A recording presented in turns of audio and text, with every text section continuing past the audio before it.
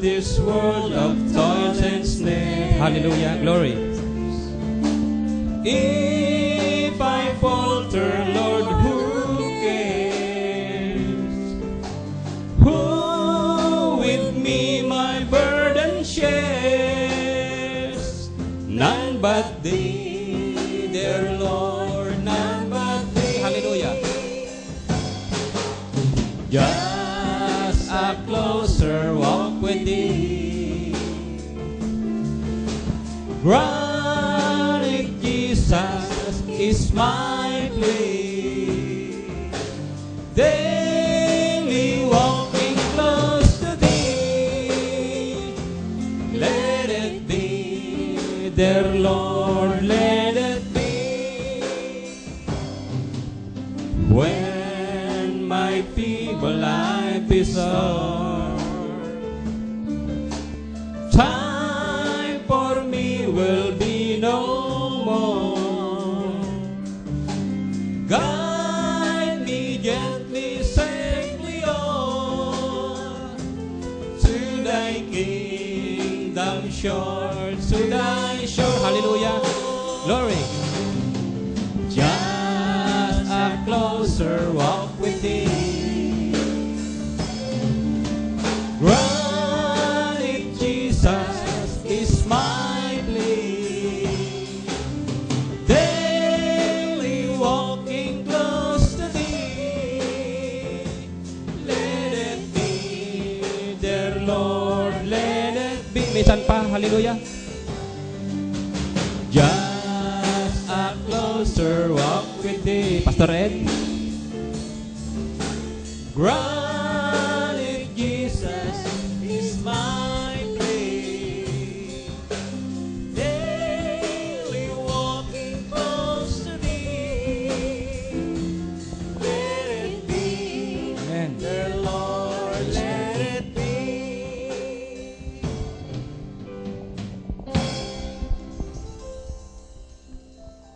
Amen. Magandang gabi sa lahat. At isang biyaya ng Panginoon na tayo nasa Kanyang bahay, dalanginan. At tayo po ay dumako sa isang talata dito sa Philippians chapter 2 verses 1. Tuloy-tuloy natin ang pagkabasa. Sabi rito,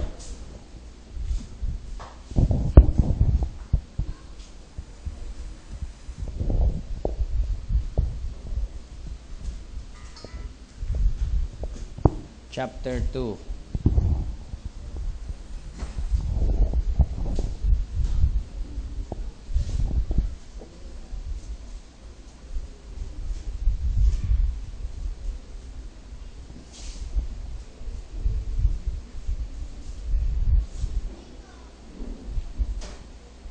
Chapter 2 verses 1. Sabi rito, if there be therefore consolation in Christ, if any comfort of love, if any fellowship of the Spirit, if any bowels and mercies, fulfill ye my joy, that you be like-minded, having the same love, being to one accord, of one mind.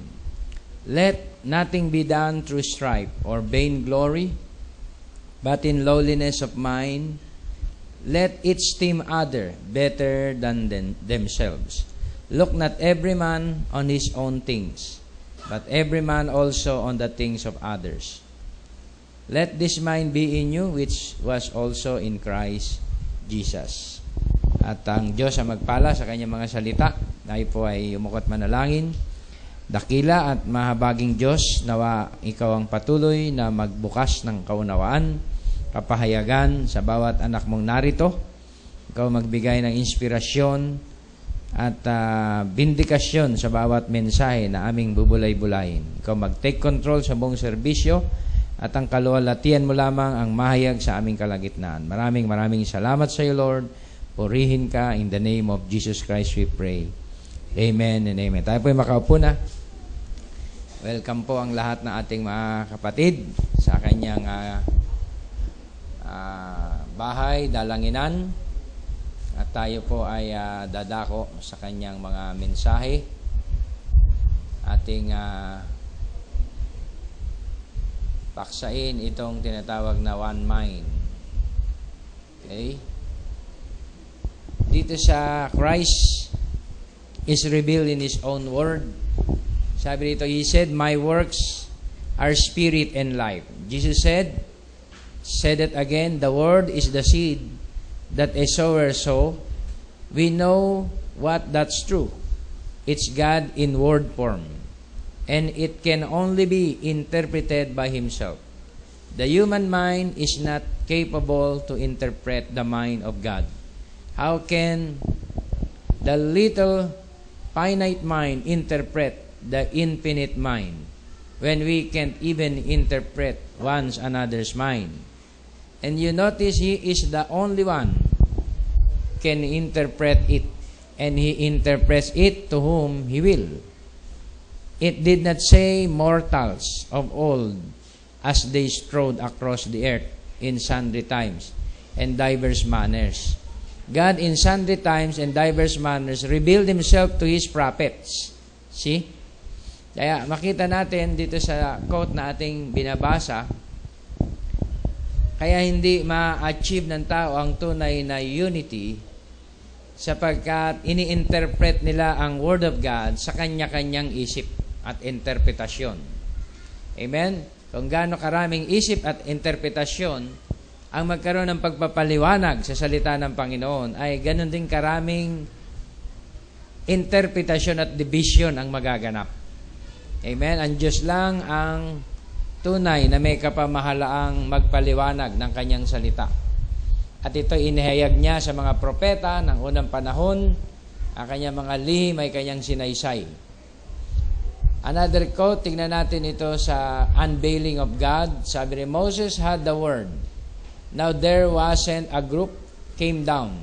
There wasn't just the Pharisees or Sadducees, or it wasn't a certain sect or a clan. It was Moses. He got one man. He can get 2 or 3 different minds. He takes one man, Moses, had the word, and Moses alone. Joshua even did not have it. No one else had it. Amen. Joshua was a general. Joshua was a commander of the army. And Joshua was a believer, a Christian. But Moses was a prophet. The word can't come to Joshua. It's got to come to Moses. He was the major prophet of the hour. So same thing din sa atin na naganap. Di ba? Meron ding major prophet sa ating kapanahunan. Hindi binigay sa mga minor, hindi ibinigay sa pastor, sa evangelist, sa tinatawag nating apostles, teachers, ibinigay direkta sa prophet. Type ni Moses. Notice the word never did come to Joshua. Fivefold ministry. Till Moses was gone. No, sir. God deals with one at a time. God is one, see? And now only Moses had the word, not a group. Pansinin po natin sa time na ang Diyos ay kinakailangan maghayag ng kanyang salita. Hindi siya nakipagtipan sa grupo. Diba? Hindi siya nakipagtipan sa fivefold. Sa panahon na kailangan niyang maghayag ng kanyang salita, propeta muna ang ginamit niya. Yun ang pinaka-channel. Diba? Yun ang pinagsahuran ng lahat ng fivefold. Hindi sinabi sa message, fivefold kaagad ang ginamit. Diba? Dahil mismo ang mga fivefold, magkakaiba din ang turo kung hindi sasahod sa isang major prophet. Can you say amen? Maaari magdebate ang evangelist at ang teacher. Maaari magdebate ang apostles at ang tinatawag na prophets. Kaya makita natin sa fivefold, hindi doon binigay ang tinatawag na interpretasyon, dumaloy muna to sa isang vessel. At ang vessel ay ang prophet. Amen? Kaya nga, sabi nga sa message, yun ang binindicate niya na ministeryo, hindi binigay kay Joshua. Si Joshua isang general, ibinigay lang ito kay Moses, hindi ibinigay sa grupo, ibinigay ito sa isang individual. Bakit ganon ang layunin ng Diyos? Para ma-preserve ang word. Amen? Kailangan mo nang maituro ang lahat ng salita. Magkaroon ng 1,100 messages. Magkaroon ng tinatawag na revelation ng 7 seals. Mabuo mo na yun, makumpleto. Amen? At kung makumpleto na yon, doon sa sahod ang grupo. Amen? Doon sa sahod ang tinatawag na katawan. Doon sa kanyang interpretation sa pamamagitan ng isang mensaherong propeta. Sabi rito, another quote sa influence. And we find out this king died in disgrace, a leper. Then he was a lesson to the young prophet, not to put his hopes upon any man, but to look to God only. When he began to look to a man for an example, this man failed, yet being a good man. So it's a lesson to us tonight to keep our minds upon God, regardless of what man it is. Let him be cardinal, priest, prophet, whatever he might be, is not immune from mistakes and error and even death and sin. But there's one who is, and that's Jesus Christ. He is the one. By this, Isaiah learned a lesson. God ordered his man to place. Kaya makita natin yung Hebrews ng unang panahon, nakipagtipan siya sa mga propeta, pero ngayon ibinigay niya ang kanyang bugtong na anak, di ba? Upang dalhin sa atin ang mensahe. Tingnan natin ang Book of Hebrews, di ba? Ano sinasabi sa Hebrews? Malinaw yung word sa Hebrews.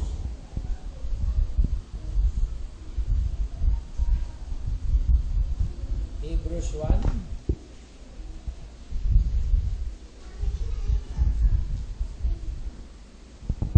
God who at sundry times and in divers manners spake in time past unto the fathers by the prophets.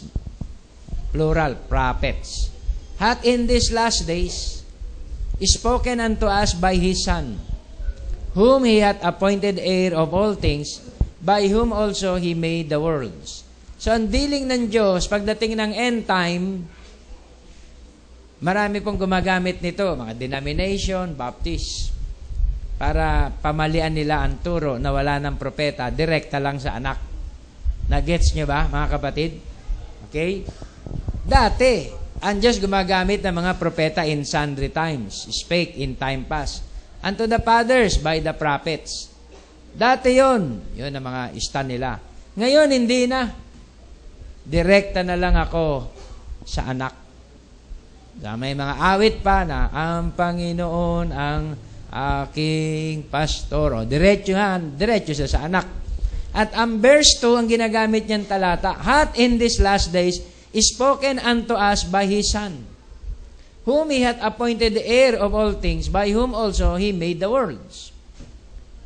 So ang Diyos nakipagtipan sa uling panahon sa kanyang anak, na itinalaga niyang tagapagmana ng lahat ng bagay, by whom also He made the worlds.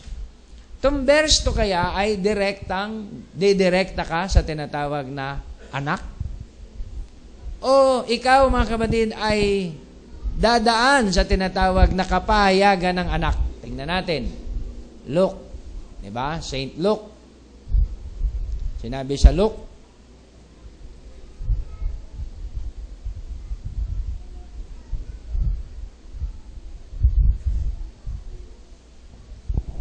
ito yung meaning ng Hebrews 2, chapter 1, verse 2. Even thus shall it be in the day. Yung last day doon sa verse 2 is this day, when the Son of Man is revealed. Yung tinatawag na verse 2 ng Hebrews chapter 1, verse 2, na ang Diyos nakipag-appoint sa anak. Hindi na sa mga prophets, Old Testament yon, kundi sa anak. Ang tinutukoy na anak ay St. Luke 17:30. At kanino nahayag ang St. Luke 17:30? Sino ang nag-fulfill ng tinatawag na revealing ng tinatawag na Son of Man? Na-fulfill sa ministry ni Barbanam. Nakuha nyo? As it was in the days of the Son of Man, even thus shall it be in the day when the Son of Man is revealed. Hindi appear, kundi revealed. Pag sinabing revealed, pinahayag niya ang anak ng tao. Kanino? Kanina niya pinayag ang anak ng tao? Sa kanyang aliping propeta. Fulfillment no ng Malakay 4, 5, and 6. Kaya mga kabatid, posisyon. Maraming na-confuse. Diretso na kami sa anak. Ang daming dumiretso sa anak nabigo, hindi nakuha ang kapahayagan. Bakit? Binaypas nila yung prophecy na St. Luke 17:30. Kailangan mo na intayin mo yung kapahayagan ng anak. Di ba? Nung anak ng tao ay mahayag. Amen? Hindi mo makukuha ang kapahayagan, hindi mo maunawaan ang tinatawag na tunay na revelation kung hindi mo na mahayag ang anak ng tao. At kanino nahayag ang anak ng tao? Di ba? Kanino nahayag ang ministry nito? Amen? At malinaw, nahayag ang ministry ng anak ng tao doon sa Revelation 10 verse 7. Yung angel messenger, di ba? Doon niya ibinigay ang little book. Doon niya ibinigay yung tinatawag na mensahe doon sa mensaherong nasa lupa na sa mga panahon na yon. Ay ang St. Luke 17:30 ay revealing ng Son of Man. Revealing ng tinatawag na prophet. Kaya sa ibang mga panahon na sa ages, walang mga prophet na na-identified. But in these last days, merong na-identified na prophet at yun ang Malakay 4, 5, and 6. Anong tinutupad niyang ministry? St. Luke 17:30. Kaya makita natin, mga kapatid, na malinaw, yun lang ang magbibigay ng tunay na harmony. Yun lang ang magbibigay ng all things in common. Labas doon sa anak ng tao. Pag sinabi pong anak ng tao, nagsalaman ang propeta. Amen? Hindi ba sa anak lang ng tao, kundi pag sinabing Son of Man, yung prophet ay nasumpungan sa flesh. Kaya ang St. Luke 17:30, para ma-fulfilled, kailangan din niya ng material. Kailangan din niya ng vessel, di ba? Para i-fulfill ang prophet ministry. At ang ginamit niyang vessel ay ang taong si William Marion Branham. Yun ang ginamit niya, mga kapatid, na paghayagan. Dito sa 46 ng word, again, falling apart. God settled it one time, how He will save man. And that was in the Garden of Eden, under the shed blood. Okay? And we tried every other system, from fig leaves to education, psychology, denomination, of system and so forth, and every bit of it has been rejected, and it never has worked. It never will work. God will only meet man under the shed blood. And that's the only place that He'll ever meet him, because that was His first decision. He'll never meet men under any kind of an ethical system. He'll never, no way in the world, just come right back to God's way. That's what He said. Ang God's way ay blood. Without the shedding of blood, there's no remission of sin. That's the reason we fall to have fellowship today. That's the reason the church is so separated, because each one separated in a system. And when they do that, then God turns them down right there. He wants us to meet under the blood, where we have all things in common down by the cross. God's only purpose of doing it, God always sends His word. So, nalinaw sa atin sa the token message na kung ang common ground ay ang blood, di ba? Nilinaw niya sa token message, every word, sabi niya, entitled us to the token. So, kung walang every word, walang all things in common. Diba? Dahil ang sagot sa tinatawag na all things in common, kapag dumating na ang every word. Dahil ang every word ay 100% truth. Diba? Lahat ng tinatawag na katanungan ay nandun sa 100% truth. Kung nandun na sa lupa ang 100% truth, at yun ang mismo ang token na sinasabi, then we have all things in common, diba? Down by the cross. God's only purpose of doing it, God always sends His word. Laging nauuwi ito sa Kanyang salita. Why there are so many divisions among us? Bakit may mga kanya-kanyang tayo ang mga tao? May kanya-kanyang pananaw na hindi masuko. Amen? Sapagkat hindi nila pinapaubaya ang interpretation sa salita. Can you say amen?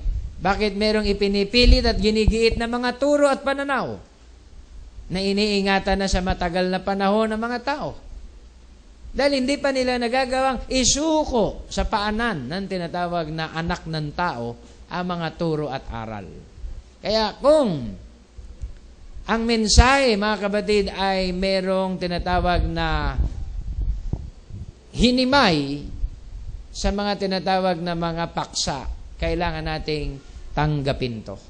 Amen? Kailangan nating sampalatayan ito. Hindi na natin kailangang debatihin ito. Amen? Sapagkat so be it na yon. Kaya nga, tinawag tayo message believer dahil lahat ng sinasabi ng message, pinaniniwalaan natin.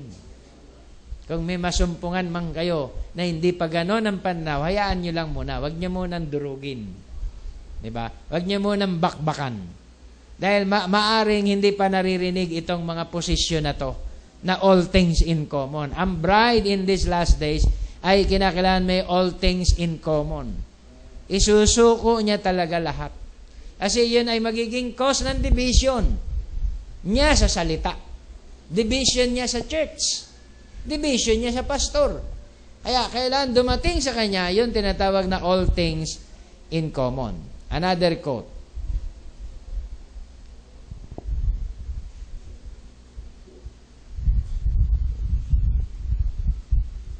Tingnan natin itong sumunod na.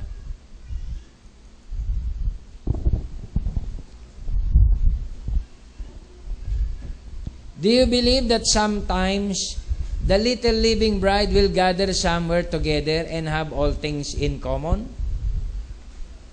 Naniniwala ba kayo na ang mumunting nobya ay magtitipon-tipon sila lahat, ay magkakaroon ng tinatawag na isang pananaw, magkakasundo-sundo lahat, as did the first bride perhaps just before the coming of the Lord Jesus in the clouds? Now they ask me, did I believe it?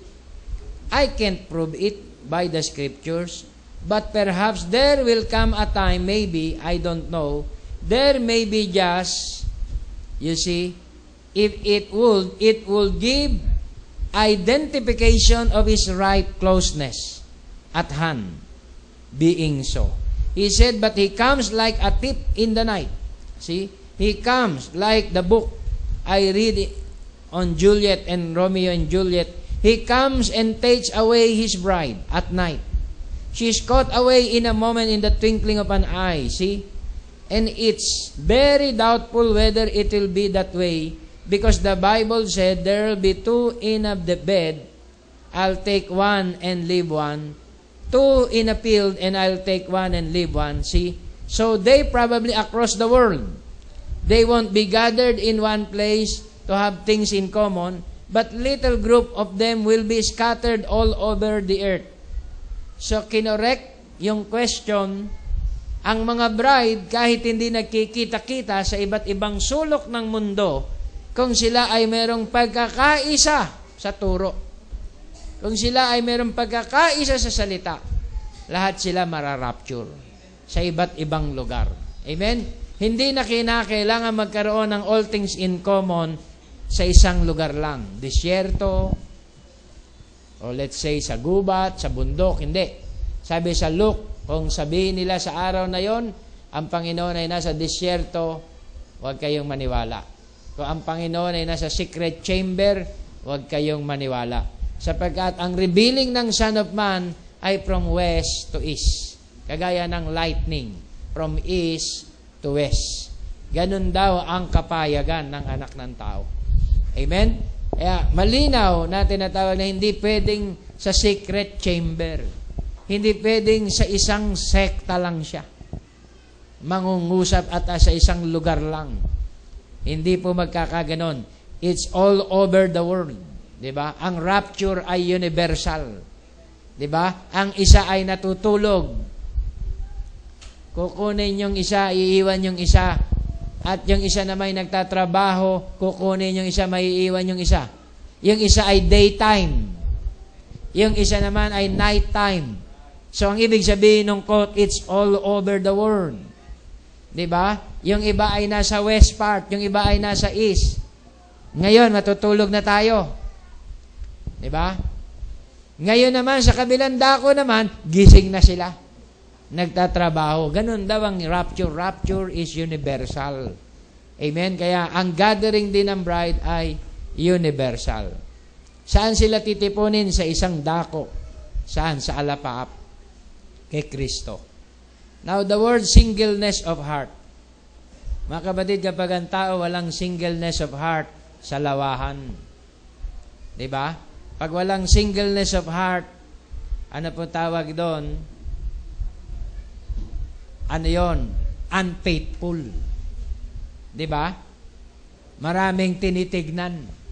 Papayag ba kayo ang asawa nyo, maraming tinitignan?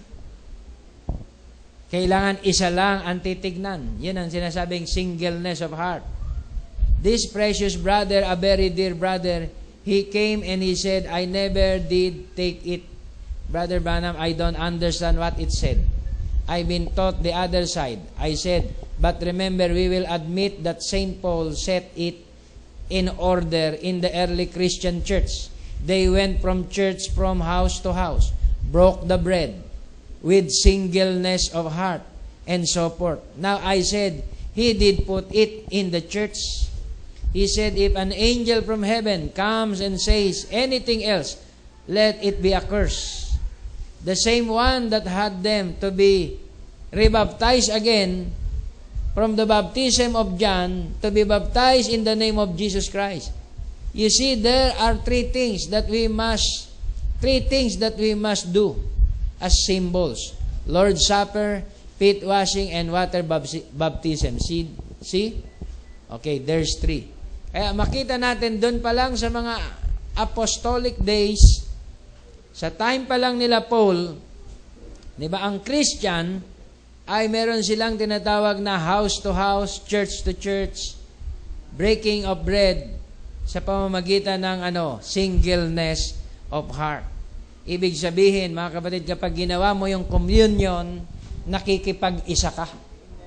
Amen? Nakikipag-isa ka sa isang paniniwala. Nakikipag-isa ka sa isang samahan. Nakikipag-isa ka sa isang grupo. Nakikipag-isa ka sa isang Diyos. Diba? Nakikipag-isa ka sa isang pananampalataya, isang bautismo, isang Panginoon. Ephesians 4:5 up to 6. Kaya naganap ang singleness of heart. You see, there are three things, sabi niya, na ginagawa ng bawat Kristiyano. Kapag ikaw ay isa na sa katawan, kailangan mo ng Lord's Supper. Sino po yung hindi sumama ng communion last Sunday? Secret, pero kailangan yon. Kung ikaw may singleness of heart, kailangan mo mag-communion. July, August, September, communion uli natin, end of the month. Part yun, mga kapatid, ang communion ay part ng singleness of heart. Feet washing.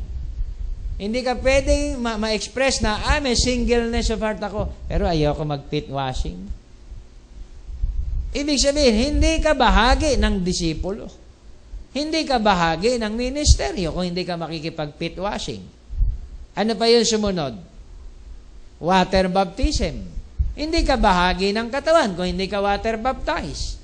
Hindi ka ma-identified sa local church kung hindi ka pa baptized. Kaya tatlo yan, mga kapatid. Communion, feet washing, and water baptism. Amen? Yun yung tinatawag na sign ng singleness of heart. Ituloy natin.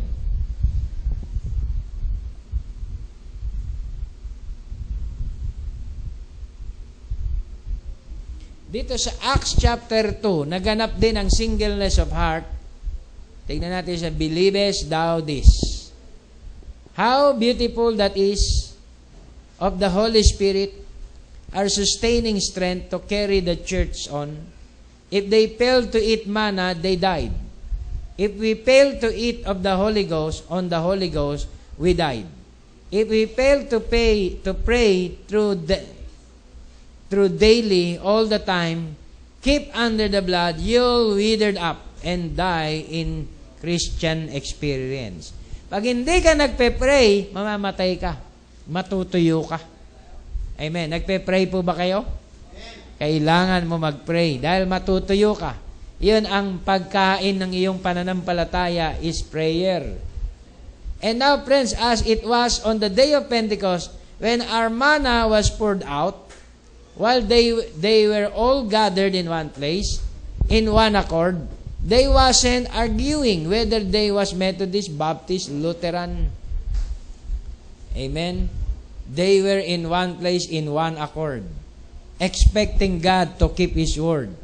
For in Luke 24:49, He said, "Tarry ye in the city of Jerusalem until you're endued with power from on high." Acts chapter 1 says, "When the Holy Ghost is come upon you, then you'll be witnesses of me." Acts 1:8.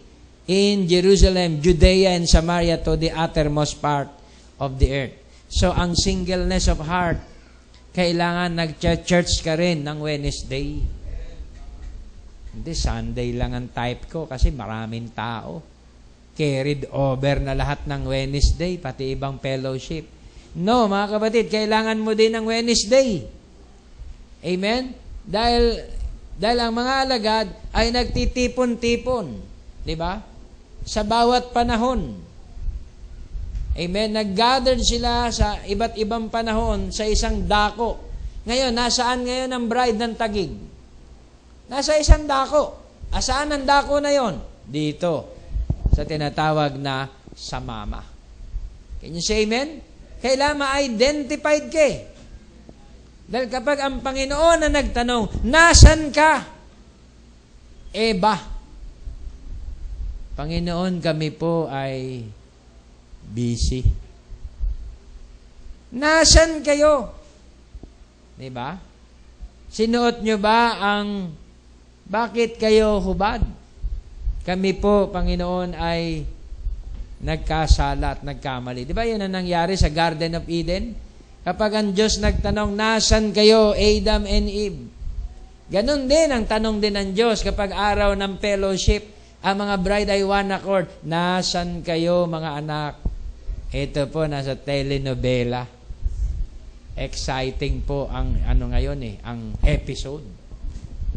Nakita nyo, mga kapatid, kaya hindi po dahilan yon. Brad, isimba mo na lang kami ng mga anak mo. Hindi din po pwedeng dahilan yon, mga kapatid. Dahil individual dealing. Diba? Individual dealing ang tinatawag na dealing ng Diyos. Kaya sabi niya, work for your own salvation. Kaya ang bawat isa sa atin dito na nagsisimba, pinapatunayan natin na tayo ay nasa one accord, one mind. Ang kahalagahan ng tinatawag na Wednesday, parehas din sa Sunday. Hindi, iba yung Sunday, marami. Mahaba ang service. Parehas lang yan, mga kapatid. Dahil yung Diyos ng Sunday, yun din ang Diyos ng Wednesday. Diba? Yung spirit ng Wednesday, yun din yung spirit ng Sunday. Yung revelation ng Sunday, yun din yung revelation ng Wednesday. Doon ka dapat mag-one accord. Paano mo napatunayan na ang rapture ay malapit na? Ano ang ating scriptural references na ang rapture ay malapit na? Nang malapit nang agawin si Elijah, si Elisha sunod na ng sunod. Mapa Jericho, mapa Gilgal, di ba? Jordan, sunod na siya ng sunod. Ito, nature ito, mga kapatid. Bibigyan ko kayo ng tipo. Kapag ang kalapating inahin, malapit ng mangitlog, anong ginagawa ng tinatawag na kalapating tatay? Anong nakikita nyo, na-observe nyo? Nature yan. Sunod ng sunod. Sunod ng sunod yung tatay. Pag nandyan yung nanay, sunod na naman. Hindi bibitawan yun, mga kapatid, sa mata niya, hanggat hindi yun, nangingitlog. Sunod siya ng sunod. Nature yun. So, kung ang rapture ay malapit na, at isa ka sa dadatnan, kung saan nagtitipon-tipon ng mga agila, nandun ka. Busy ako, pastor, pagod. Kahit pagod pa, dahil maalis ang kapaguran mo kapag may gathering ang bride. Di ba? Two or three that gathered in my name. Sabi niya, I am in the midst of thee. Wheresoever the body is. Ano sabi? There is the eagles gathered together. Pag may umpo ka ng bride, hindi namang kwentong kutsero lang yan o mga pagtatalo. Yan ay revealing of the word. Diba? Nakita niyo ba yung Sunday? Natandaan niyo ba lahat yon? Diba? Yung mga verses na ating hinimay-himay doon. O, kung wala kayo noon, humingi kayo ngayon kay Brother Ryan, papasirox niya kayo, may kopya na kayo na sarili. Diba? Diniscuss natin yung mga belief ng iba't ibang grupo sa Godhead. May threeness, two-ness, diba? Oneness, iba-ibang belief na mga tinatawag na pananaw pagdating sa Godhead. At kung paano ito ituro at tayuan. Naunawaan nyo? Kaya, kung nasaan ang gathering, sabi sa Hebrews 10:25, tignan natin ang Hebrews 10:25, malinaw po ang sinasabi sa Hebrews.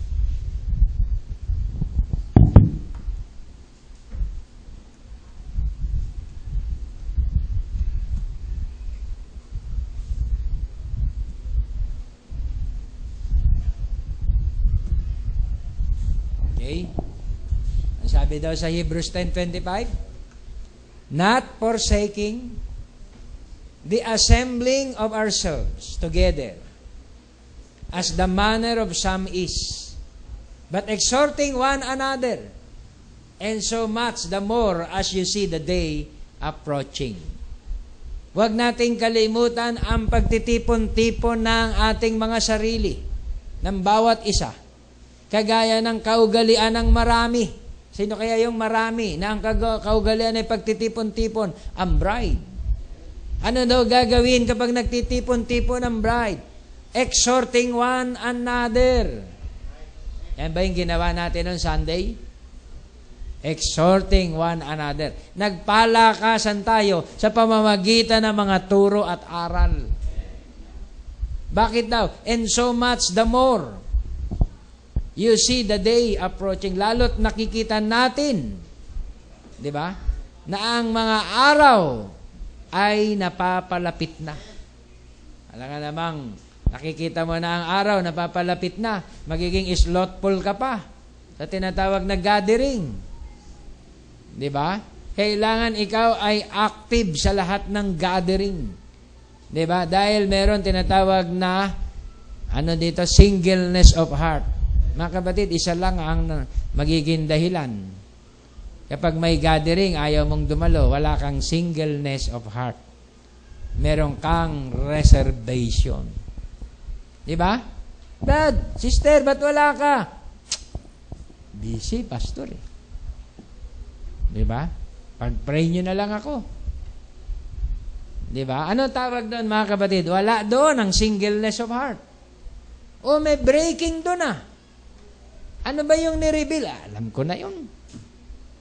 Tagal ko nang alam yun. 20 years na ako kay Pastor Batak. Diba? So yung message, mga kapatid, singleness of heart, may ina-unfold, may binibreak na mystery sa kanilang kalagitnaan, dapat andun ka. Sa pumo yun. Present ka ron, nakukuha mo lahat yung information na yun. Yun yung sinasabi sa 10:25. Not forsaking the assembling of ourselves together, as the manner of some. Kaugalian pala yun. Pag may fellowship, hindi ka nagsisimba, magiging kaugalian mo na yun. Pag may gathering, pag may sharing, hindi ka paladalo, masasanay ka na doon. Magiging kaugalian mo na yun. Pero kung ang maging kaugalian mo ay kagaya ng kaugalian ng marami, ano daw ang mangyayari? Exhorting one another, and so much the more as you see the day approaching, magaganap sa iyo ang tunay na pakikipagkaisa, singleness of heart. Can you say amen? Magaganap sa iyo ang tunay na harmony, di ba? With your brother and sister. Amen? Kaya naganap ang tinatawag na acts. Kaya sa Luke 24:49, bago maganap ang Pentecost, sabi, tarry ye in the city. Mag-intay kayong lahat sa siyudad sa Jerusalem hanggang mapuspos kayo ng kapangyarihan sa kataas-taasan. Kaya nga, nag-iintayan tayo. Pag may gathering, intayan yon. Diba? Hindi po literal na intayan, Pastor. 8:30 na, hindi pa ba tayo magsisimula? Hindi, intayin natin sila, Pastor. Magna-9 na, hindi pa ba tayo magsisimula? Hindi, intayin natin sila. Hindi po yun ang ibig sabihin ng intayan. Lilinawin ko. Ang ibig sabihin ng intayan, may mga kapatirang nahuhuli pa sa unawa. Okay? May mga kapatirang hindi pa nakakarating sa tinatawag na kabuuan ng turo. Ang pastor ay mag-o-open ng mga fellowship, na mga gathering, at i-discuss yung mga bagay na hindi pa nararating ng mga baguhan. Upang sila ay makasabay. Yun yung sinasabing, mag-intayan kayo. Hanggang ang bawat isa sa inyo ay makarating doon sa stature of a perfect man. Doon sa sukat ng isang ganap na tao kay Kristo Jesus. Ganun pala yung purpose na yon. Ganun yon, mga kapatid. Magle-level lahat yon. Kaya pag may gathering, didiscusin yung pinakamababaw hanggang sa pinakamataas. Pag bitaw ng fellowship, pare-parehas na yon ang unawa. Amen? Nabalanse yung kanilang mga pananaw, yung kanilang mga question na sagot. Amen. Yun ang kahalagaan ng tinatawag na fellowship. Yun ang kahalagaan ng sharing. At sa sharing, sa uling panahon, dadalhin tayo, mga kapatid, ng Panginoon sa isang interpretasyon lang. Para hindi tayo maiba. Hindi tayo magkaiba-iba ng aral. Kagaya ng sinabi ko kanina, nagpadala lang siya ng one major prophet messenger. Isa lang. Revelation 10:7. When he said singular, when he shall begin to sound, there has never been an age where God gave His people two major prophets at one time. He gave Enoch alone. He gave Noah alone. He gave Moses. He alone had the word. Through others prophesied. John the Baptist came alone. Now, in these last days, there is to be a prophet. Kailangan ma-identify mo kung sino siya. Not a prophetess. Hindi siya babae. Though in this age, there are more women purporting to give God's revelation than men. And the infallible word says that He, masculine, singular, the prophet, lalaki, He will reveal the mysteries to the end-time people. Sino yung end-time people? Kayo at ako. Amen. The end-time people. And turn the hearts of the children back to the fathers. Ibalik ang puso ng mga anak sa kanilang mga ama na apostoles. There are those who say that God's people are going to come together through a collective revelation. Hindi, pwede namang mamulot at mangmulot-mulot ng mga kapahayagan. Sabi ng propeta, I challenge that statement. It is a invalid assumption. Invalid na unawa o pananaw. Kuro-kuro. In the face of Revelation 10. Kasi kung collective ka, iba-iba ang turo. Paano mo madadala ang singleness of heart? Amen? Sabi rito, now I do not deny that people will prophesy in this last age, and their ministries can and will be correct. I do not deny that there will be prophets even as in the days of Paul, when there was one Agabus, a prophet who prophesied of a famine. I agree that is so, but I deny upon the infallible evidence of the word that there is more than one major prophet messenger who will reveal the mysteries as contained in the word, and who has the ministry to turn the hearts of the children to the fathers. Thus saith the Lord, by His unfailing word stands, and shall stand and be vindicated. There is one prophet messenger to this age.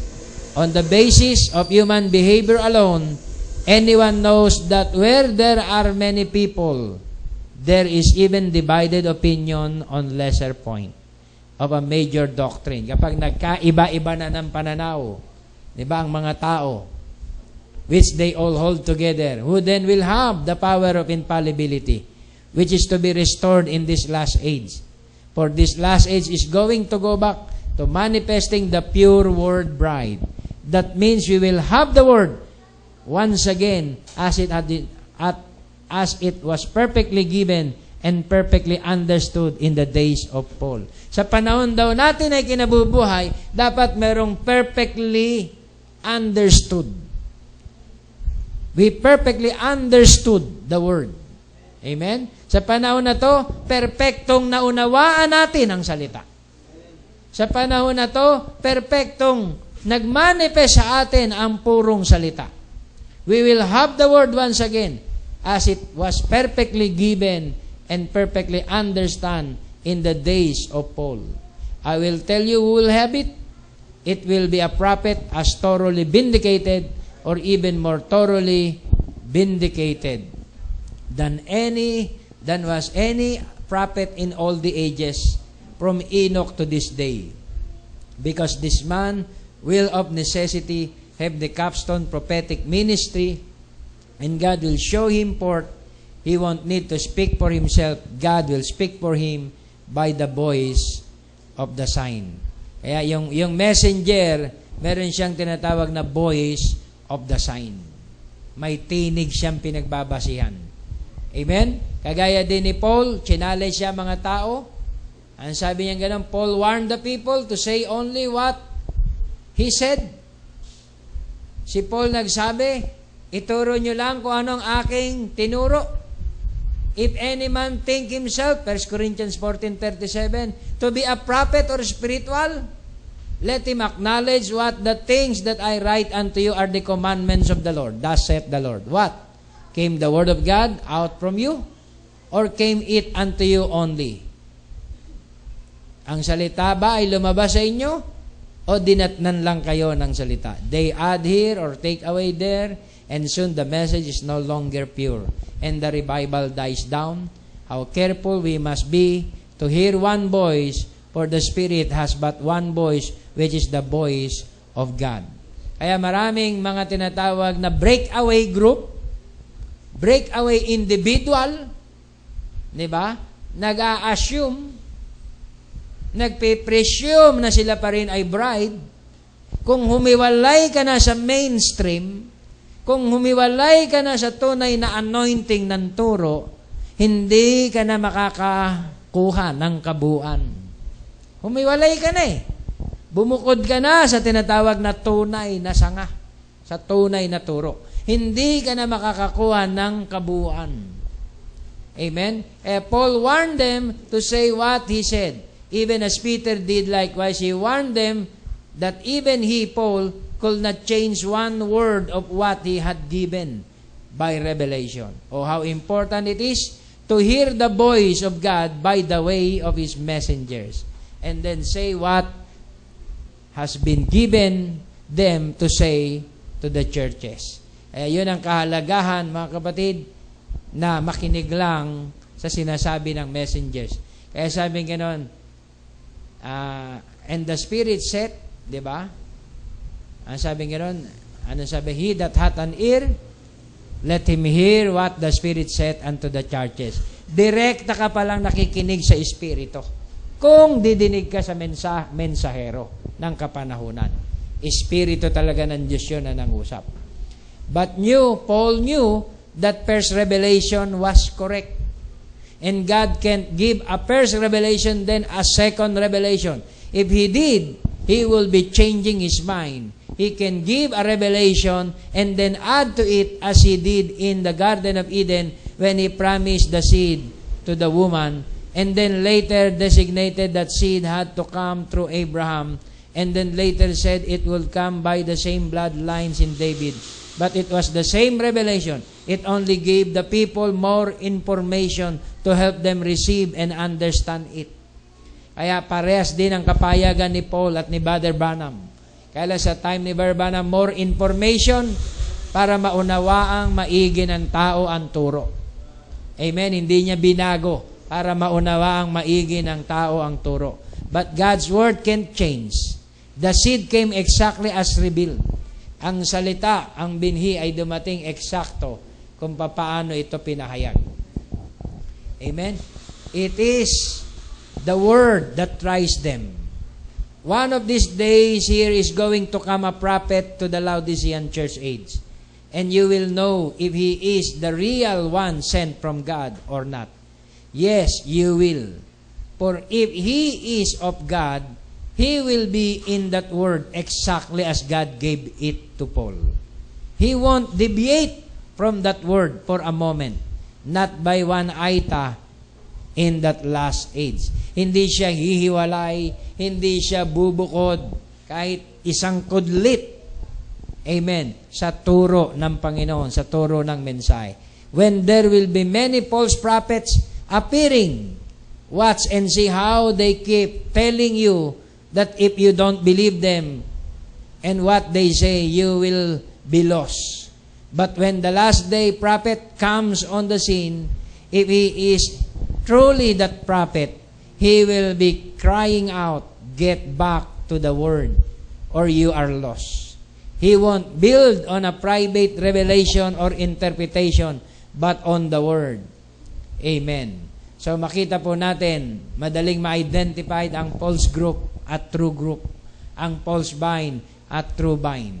Ang mga false vine ay nagtayo lang ng sarili nilang relihiyon.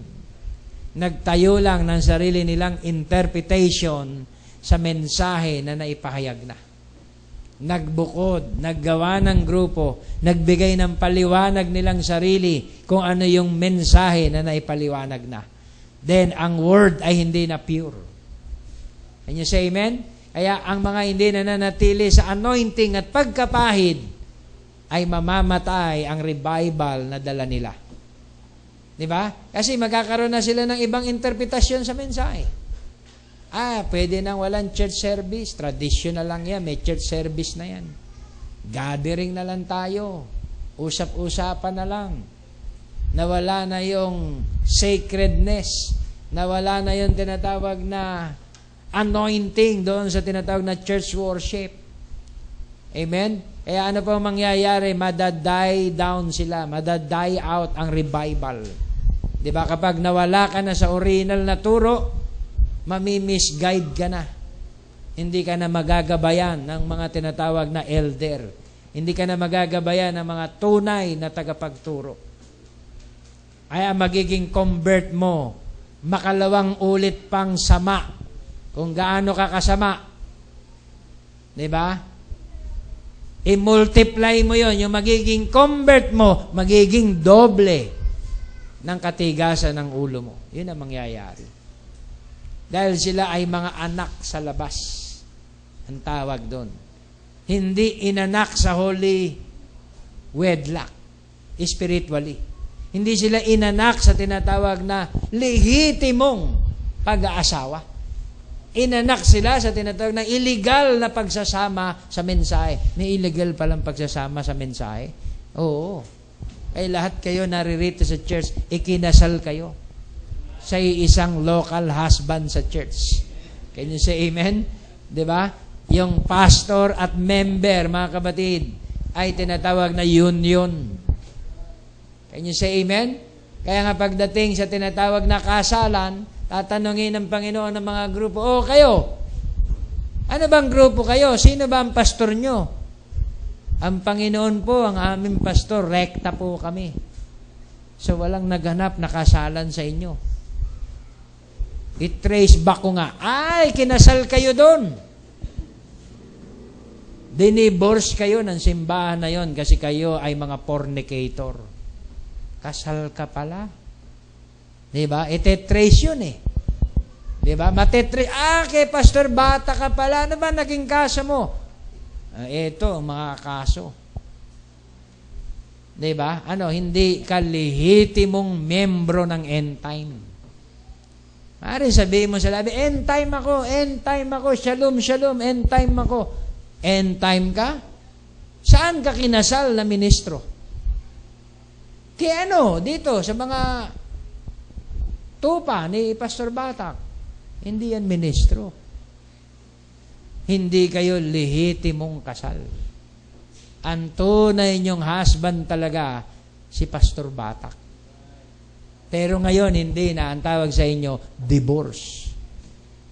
Hiniwalayan. Maraming ganyan sa mensahe, mga kapatid, kaya nakakatakot entertainin yung mga taong hiniwalayan na ng iglesia. Nakakatakot na painumin ng isang basong tubig yan o gawa ng mabuti dahil sinabi sa James, ay wag nyo nang patuloyin. Sila'y mga hiniwalayan na. Ang tawag sa kanila ay mga babaeng bao na nahihikayat sa kanilang mga pita ng laman. Ang babaeng bao, di ba? Ibig sabihin nun, walang asawa. Pero may buhay siyang asawa, di ba? Ang sabi niya lang, babae siyang bao. Wala, patay na yung asawa ko. Anong patay? Buhay pa nga. Ayon nga, ang lalim-lalim ng kapahayagan. Hindi, patay na yun kasi kagalit ko. Away namin yung ministry na yun. Ang tawag sa kanila, babaeng bao, na kung saan nahihila ng mga pita ng laman. Sasampa ngayon ang iba-ibang mga lalaki doon. Magpo-propose. O sige, fellowship tayo. Babaeng baon naman ako. Kahit sino naman sa amin, pwede na. Ano mangyayari, mga kapatid? Polluted. Di ba? Ayun ang tinatawag na kaganapan ngayon dito sa end time. Proselyte dito, proselyte doon. Ang napoproselyte lang naman, hindi seed eh. Ang true seed, hindi mo mapoproselyte. Diba? I-challenge ko sila. O sige, makuha nyo, inyo. Puntahan nyo. Hikayatin nyo. Makuha nyo, inyo. Hindi. Puro bulag na ang mga tupa mo. Bulag na ang mga membro dyan sa Taguig. Mga wala ng konsensya yan. Kaya wala na kaming panahon para i-convert yan. Kaya nga, mga kapatid, ang true bride, hindi mo na mapoproselyte. Kahit anong emosyon ang gawin mo, hindi mo na mapoproselyte ang true seed. Kasi hindi sila proselyte. Sino ang proselyte? Serpent seed ang mga proselyte. Wicked ang mga proselyte. Pero ang true seed, hindi sila proselyte. Kilala nila ang voice ng kanilang husband. Diba? Pag may ibang voice, Brad, hindi ganyan ang turo sa amin. Pasensya ka na, ha? Hindi, magkamag-anak tayo. Hindi, pasensya ka na, kahit magkamag-anak pa tayo. O magkumpare tayo. Hindi, pasensya ka na, hindi ganyan ang turo sa amin. Identified ako sa iisang turo. At yun ang turo ng aming local husband sa local church. Diba? Can you say amen? Pag gano'n ang pananaw nyo at paninindigan nyo, sasabihin ng mga taong, panatiko kayo, mga bulag kayo. Di bali ng bulag. Di ba? Nakakapa naman namin kung ano ang truth. Di ba yung bulag? Bulag nga, nakakita naman. Di ba sa time ni Jesus? Di ba? Sabi ng Panginoon, sige, kumuha ng putik ang Panginoon, pinahid. Lumura siya sa putik, pinahid sa mata. Magbanlaw ka dyan sa tinatawag na balon. Nakakita yung tinatawag na binatang bulag. Nantanungin siya ng mga Pariseo, di ba dating bulag ka? Yan, hirap naman sa inyo eh. Nakakakita na ako ngayon, gusto niyo pa, bumalik uli ako sa aking pagkabulag. Nakakakita na ako. Pinag-pray ako ng isang tao ng pangalan ay Jesus. Namulat ang aking paningin. Ikaw ay disipulo talaga ng isang tinatawag na kulto. Diba? Ginanon yung binata. Sabi nga ng binata, nakakakita na ako. Alam ko na ang truth. Alam ko na ang false at saka ang right. Ba't mo binabalik uli ako na sinasabihan mong bulag kami? Brad, baka kayo bulag. Kasi nakita na namin kung sino ang tunay na tagapagligtas. Nakita na namin kung saan ang tunay na turo. Pag nakita mo na saan ang tunay na turo, aalis ka pa ba ron? Mananatili ka na doon. Can you say amen? Kaya, hindi dapat hangaan yung mga taong nandito na, bigla pang napunta sa tinatawag na ibang pananaw. Ang tawag po doon, proselyte. Ang proselyte, pagdating sa Bible, mabibihag ng sarit-saring pita. Diba? Mabibinhian siya ng sarit-saring binhi. Sarit-saring turo dahil wala siyang proteksyon sa kanyang husband. Kaya ang tunay na harmony darating sa iglesia kung ang bawat member may headship sa turo. May headship sa tinatawag na leadership na kanilang nare-recognize. My sheep know my voice. Kung hindi nakikinig sa tinig mo, hindi mo tupa. Di ba? Kung nakikinig sa tinig mo, tupa mo. Payuhan mo, ganito ang payo. Nakinig, tupa mo yun. Pinayuhan mo, hindi nakinig, hindi mo tupa. Dahil sabi sa message, my sheep hear my voice. Ang protection lang ng tinatawag na pastor sa isang tupa, kung ang tupa ay nagpapa-identified sa pastor.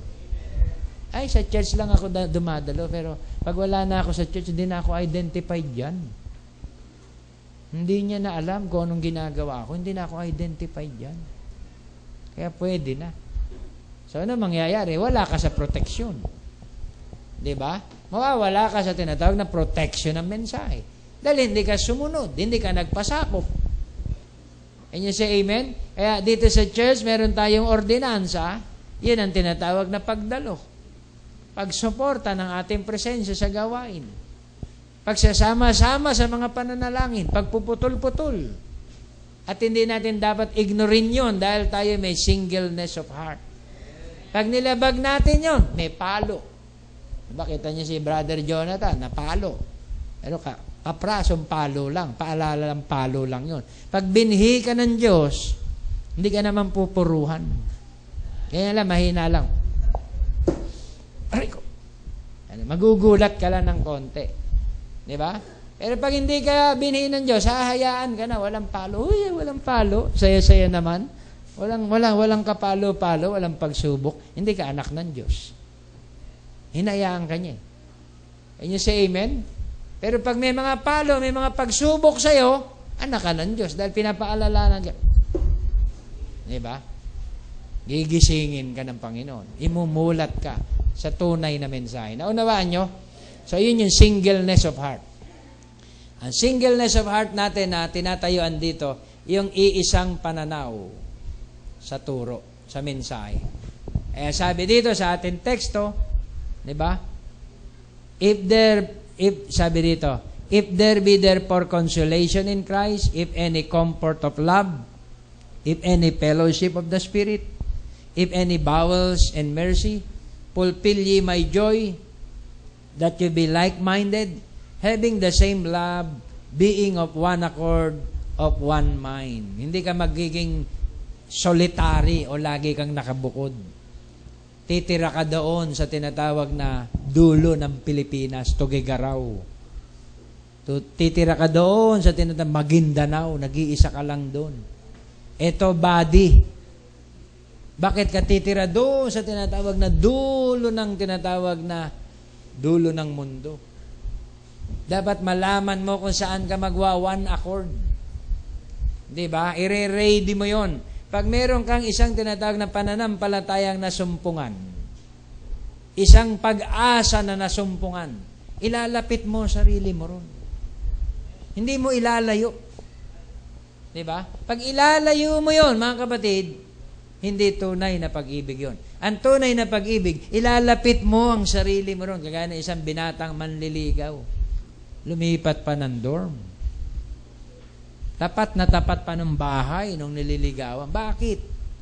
Para kita ko kaagad, sabi ng binata. Every moment makita ko. Ganon din ang church. Kailangan pagdungaw ng mata mo, uy, church pala. Diba? Kailangan din ikaw mauna. Ikaw maging tagapagbukas ng church. Diba? Kaya masuswerte yung mga malalapit dito.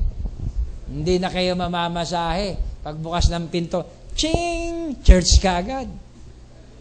Yung iba may tendency pang tamarin eh. Muulan. Patamad naman lumabas. Yung malalapit, isang bukas lang ng pinto, ching! Church ka agad. Kung malalayo, maglalakbay pa. Diba? Pero ang pag-ibig hindi mawawala, hindi naglalaho. Kaya kung may gathering, may sharing, huwag niyong ignorin yan. Wala naman nangyayari dyan sa mga men's sharing. Meron, ha? Diba? May na-unfold, may na-unveil dyan. May doktrinahan na nagaganap dyan. Diba? Nung last Sunday, ang dami natin na talakay na, na doktrina sa Godhead. Nag-rejoice ba kayo, mga brother? Oh. Okay? Kaya pwedeng reviewin nyo. Nandyan. Kunin nyo kay Brother Ryan yung Xerox. Para pag may ka-sharing kayo, Jehovah, may ka-sharing kayo, Trinitarian, Oneness, Two-ness. Andyan yung mga verso. Yun ang gagamitin nyo. Diba? I hope na unawaan yun at yun ang tunay at kahalagaan ng fellowship. How can we fulfill His joy? Ano sabing ganon? Ayun, wala na. Lobat na. Fulfill ye my joy. Anong sabing ganon? Papaano? Tayo daw ay magkaroon ng one love, one accord, one fellowship. Amen. Sa isa't isa. Okay, at tayo tumayo lahat. Charge mo nga, tapos shutdown mo ng tama na lobat. Charge mo. Tapos i-shutdown mo ng tama. So tayong lahat tumayo, tayo manalangin.